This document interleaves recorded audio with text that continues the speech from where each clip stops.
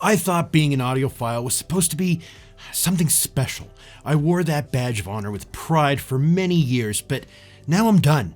I always thought the word audiophile meant owning or possessing the highest quality sounding music. I was okay with that. I liked that. Here are 5 reasons why I'm done with the audiophile thing. Let's get to it.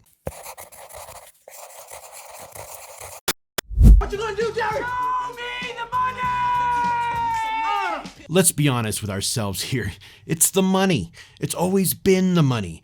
People in this economy want the best bang for the buck, and I'm sorry, but we won't find best bang for the buck at a high-end audio store. The cost of constantly upgrading to the latest technology or acquiring rare and premium audio gear can put a strain on most people's finances. This hobby has become a playground for the rich, and that's fine. If I was worth millions of dollars, perhaps I might indulge in exploring the subtle nuances and intricate details that distinguish mid-level audio gear from high-end equipment. My good friend, who is a die-hard audiophile, told me that sometimes it's easy to spend $10,000 or more on perhaps a 5% improvement or difference. He's not wrong. This hobby often requires a substantial outlay for what some might perceive as minimal improvements in sound quality. Luckily, I have embraced the when it's good enough philosophy, and I couldn't be happier with my current setup. I've never been so happy. I've come to realize that a life shadowed by perpetual dissatisfaction isn't a life lived to its fullest. Comfort doesn't reside in the endless pursuit of something better, a pursuit that borders on madness. I'm not crazy, she's crazy. Imagine each morning being haunted by the notion that somewhere out there, someone has acquired a new, expensive trinket that revolutionizes their experience only to be eclipsed by yet another innovation the following month. It's a relentless cycle. I want tranquility in my existence. That's all I need. I was once caught up in this relentless pursuit of the next best thing, always wanting more. It was an unending spiral, so I made a conscious choice just to step back, to reassess my life and my philosophy towards this hobby. I realized the need to create a system that brings me genuine joy, not one that perpetually fuels the chase for the next upgrade. This is more than a hobby, guys. It's about crafting an experience that resonates with my inner ethos, bringing peace and true satisfaction. If you ask me, that should be the true definition of an audiophile. I didn't get your name. My name's Zool. I'm the Gatekeeper. I mean, we can't talk about audiophilia without addressing the elephant in the room. Many of us who have been part of the hobby for years are aware of the existence within the audiophile community of a notable subculture that regrettably seems intent on raising barriers to newcomers. This subset often comes across as exclusive, even elitist, engaging in gatekeeping that undermines the very essence of what makes music universally enjoyable. Such behavior not only detracts from the pleasure of music, but also curbs open, welcoming discussions about audio quality and individual preferences. I admit, I approach the concept of inclusivity with a degree of skepticism, having witnessed how extreme interpretations of this value have impacted other entertainment mediums I cherish. Yet when it comes to music, a universal language, it's imperative to foster an environment that is genuinely open and supportive, one that encourages and guides those seeking advice or assistance with their audio systems. How can this hobby thrive and flourish if beginners are not given the chance to access the information they need, free from condescension or derision? You know, there's nothing worse than experiencing dismissiveness or belittlement on platforms like Facebook or Reddit, especially when presenting an innocent question. This can be incredibly disheartening. It's one thing to seek guidance or share curiosity in these open forums, but it's entirely another to be made to feel as though your query, and by extension you yourself, are just insignificant. This not only dampens one's enthusiasm, but can also drive someone to consider just abandoning the hobby altogether.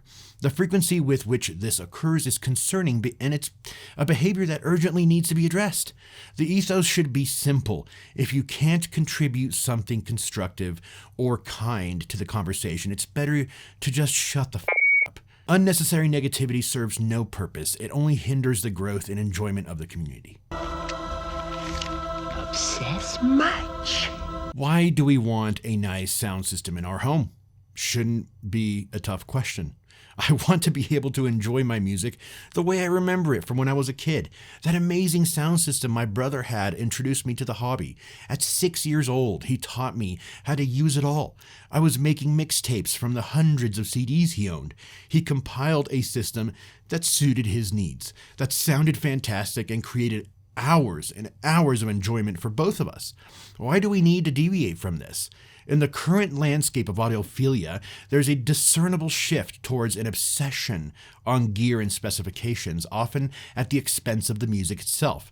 The sheer pleasure of immersing oneself in music risks being overshadowed by a preoccupation with the technical details.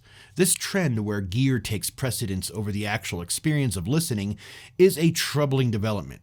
Its roots seem to lie in our diminishing reliance on the most critical element of music appreciation: our ears. We've become overly fixated on measurements and specifications, which, though informative, don't tell the whole story. Remember, it is ultimately your ears that are the ultimate judge of what sound system suits you best. My own system, for instance, might not have the latest technology or the highest market value. I still cherish components from the 90s. This isn't due to lack of access to newer equipment. I've had my share of high-end gear pass through my hands, and I know there are numerous manufacturers that would love to showcase their products as a reference in my setup when I do my reviews.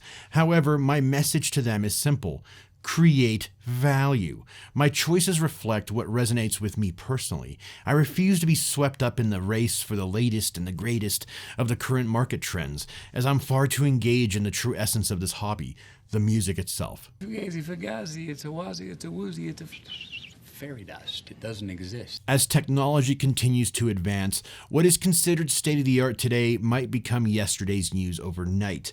This can lead to a cycle of constant upgrades. Let's not forget that with the constant advancements in technology, less expensive mainstream audio gear has significantly improved in quality, narrowing the gap between standard, mid, and high-end audio gear, questioning the necessity of investing heavily in audiophile-grade equipment to begin with. In the world of audiophilia, the concept of diminishing returns is a critical aspect to understand. It refers to the point, I know you guys have heard this before, but it refers to the point where significant additional investments in high-end audio gear yields increasingly smaller improvements in sound quality. For beginners and mid-level enthusiasts, initial upgrades can dramatically enhance their listening experience. For example, I'll give you an example. If you buy some speakers on Amazon for, let's say, $120, and then purchase a pair for $700, you will notice an enormous difference in quality. However, as one ascends to the ladder of audio fidelity, the cost of these upgrades escalates exponentially, while the perceptible improvements in sound quality become marginal. This phenomenon means that beyond a certain level, spending thousands of dollars might result in only a fractional enhancement that may not even be discernible to most ears. This underscores a fundamental principle in the audiophile journey: the importance of balancing investment against actual appreciable improvement in sound, and recognizing when the pursuit of perfection becomes more about the equipment than the love of music. Any last words? I'm not in the business of advising the rich on how to spend their money. Their financial choices are their own concern. However, I want to share with my audience that due to the reasons I've discussed, I've decided to step away from this particular area of the hobby, what I call the dark side of hi-fi. Dumbest marketing move ever. I'm out. My focus is on encouraging those who enjoy my channel and who are passionate about music to build a sound system that aligns with their personal listening experience and preference and budget. It's about exploring and understanding what pleases your ears. To facilitate this journey, I've recently launched a Patreon. This platform is designed as a starting point for both novices and veterans in the audiophile world. Subscribers will gain access to an exclusive Discord server, which I envision as a haven for discussing all aspects of our shared passion in an atmosphere that fosters only positivity and constructive exchange. Got some positive vibes in here. I chose Patreon as my platform of choice because it aligns with my desire to interact with individuals who are genuinely passionate about music and sound quality and tech and stuff like that without just sacrificing value. This platform also allows me to connect with those who respect the time, effort, and dedication involved in researching and reviewing products, exploring new discoveries, and staying up with the latest trends in our hobby. Patreon provides a space where meaningful exchange can occur between like-minded enthusiasts who not only share a deep interest in the subject, but also recognize and respect the work that goes into producing quality content in this field. I want to thank you all for your time today. It was difficult to drop the audiophile title, but I felt this all needed to be said. If you enjoyed the video and got something from it, feel free to do whatever it takes to save the like button.